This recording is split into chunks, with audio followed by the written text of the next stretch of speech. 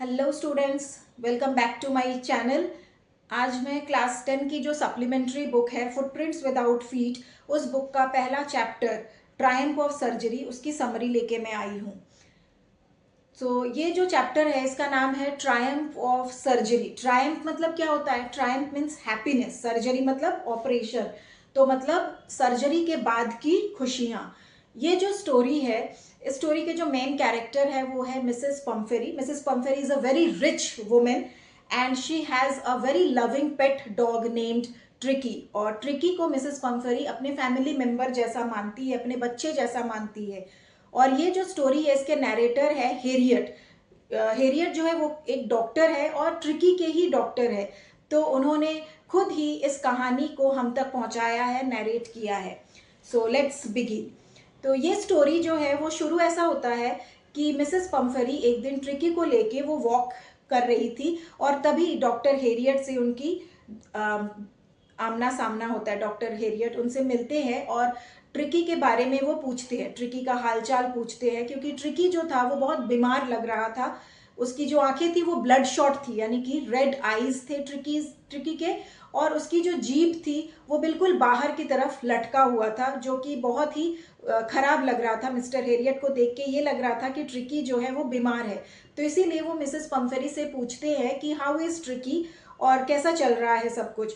तो उस पर मिसेस पम्फेरी कहती है कि ट्रिकी का जो रूटीन है वो मैं चेंज करने की कोशिश कर रही हूँ, आपने जैसा कहा था, पर मेरे से हो नहीं रहा है।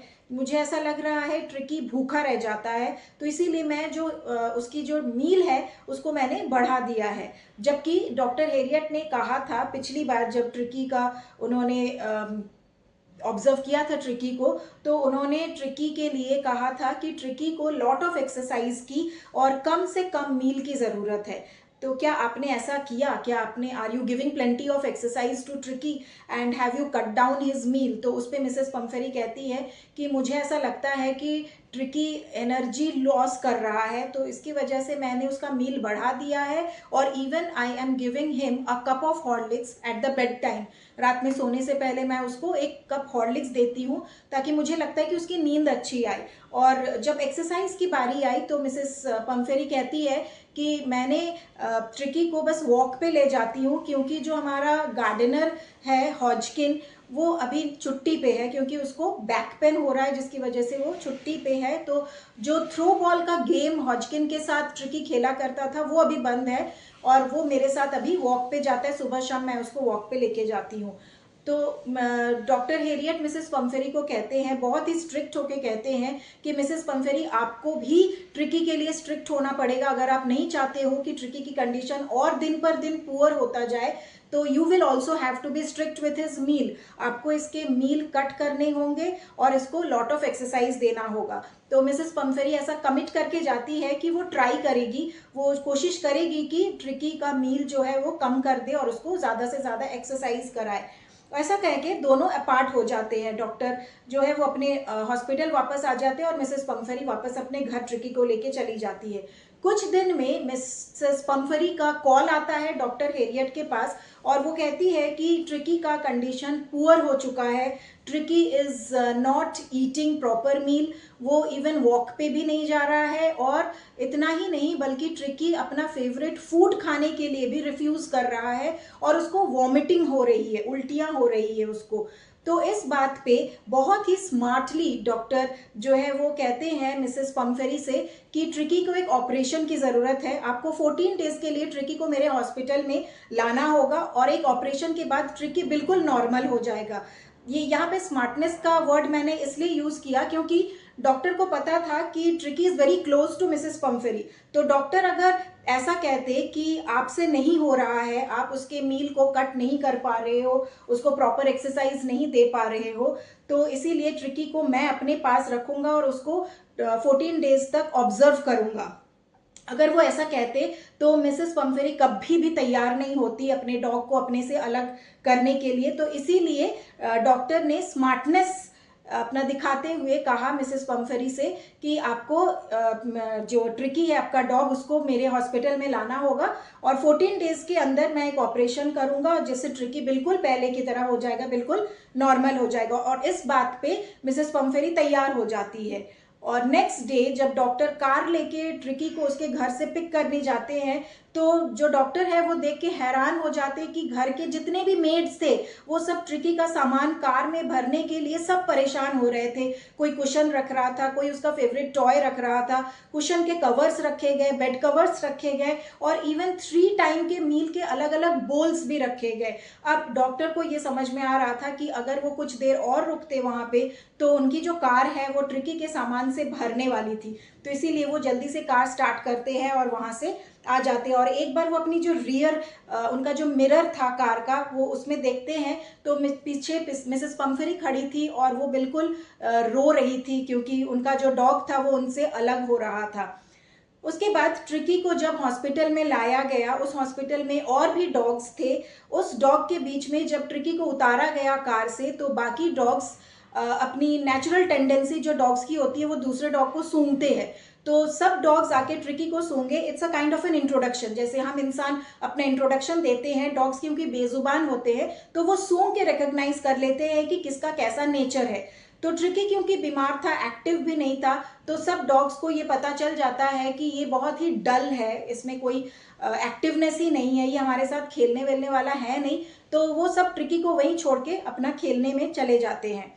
उसके बाद जो मील का टाइम था उस टाइम पे डॉक्टर हेरियट सबके लिए मील्स एक बोल में रखते हैं और सारे डॉग्स का जो गेट होता है उसको खोल दिया जाता है और उसमें डॉग्स जो है सब दौड़ के आगे जाने की कोशिश करते हैं क्योंकि जो आगे डॉग्स निकलेगा उसी डॉग को प्रॉपर अमाउंट ऑफ मील मिलेगा, क्योंकि जो पीछे रह गया होगा उसका जो खाना है वो कम मिलेगा उसको, क्योंकि सामने के जो डॉग्स हैं वो ऑलरेडी ज़्यादा खा चुके होंगे। तो इसीलिए सारे डॉग्स एक रेस की तरह आगे बढ़ते हैं, दौड़ते हैं, सब आगे भागते हैं अपना खाना पहले खाने के लिए। और उस पे जो ट्रिकी बेचारा वीक था, बीमार था, वो धीरे धीरे वॉक करता हुआ आता है और जब तक वो पहुंचता है सारे डॉग्स ऑलमोस्ट खाना फिनिश कर चुके थे और उसी बोल के पास ट्रिकी आके सिर्फ बोल को सूंघता है और उसको चाट के वहीं पे वो बैठ जाता है। नेक्स्ट डे ट्रिकी के लिए एक अलग एक्स्ट्रा बोल रखी जाती है और इस बार डॉक्टर हेरियट ये देख के हैरान हो जाते हैं कि ट्रिकी जो है वो भी दूसरे डॉग की तरह दौड़ता है, सबको पुश करता हुआ आगे बढ़ने की कोशिश करता है और जाके अपना खाना खाने लग जाता है। तो डॉक्टर हेरियट इसलिए खुश थे क्योंकि उन्होंने ना तो ट्रिकी को कोई ऑपरेशन किया, ना ही मेडिसिनल ट्रीटमेंट दिया, उन्होंने सिर्फ ट्रिकी को लॉट ऑफ एक्सरसाइज कराया, उसको एक्टिव रखने की कोशिश किए, उसकी जो मील थी वो कट किए थे और उसको प्लेंटी ऑफ वाटर दिए थे फर्स्ट 2 डेज जब ट्रिकी उनके हॉस्पिटल में आके रहने लगा था। और ये जो उसमें इम्प्रूवमेंट दिख रहा था ये सेकेंड डे के बाद का इम्प्रूवमेंट था और ये देख के जो डॉक्टर हेरियट थे वो उनको ज़्यादा खुशी होने लगी कि बिना मेडिसिनल ट्रीटमेंट में ही जो मैंने सोचा था वही हो रहा है और ट्रिकी इज़ इम्प्रूविंग स्लोली। और इसी दौरान जो मिसेस पम्फरी थे वो लगभग दिन में 10 बार डॉक्टर हेरियट को फ़ोन करते थे ट्रिकी की लेटेस्ट इन्फॉर्मेशन जानने के लिए और हर बार डॉक्टर हेरियट कहते थे कि ट्रिकी इम्प्रूव कर रहा है। और अब जब ट्रिकी पूरी तरह से इम्प्रूव कर गया था, बिल्कुल नॉर्मल रूटीन में आ गया था, तो डॉक्टर हेरियट खुश होकर मिसेस पम्फरी से कहते हैं कि ट्रिकी अब बहुत इम्प्रूव कर लिया है, पहले जैसे कंडीशन में मैं उसको यहाँ पे लेके आया था उससे अब ट्रिकी की जो कंडीशन है वो बहुत ज़्यादा बेटर है।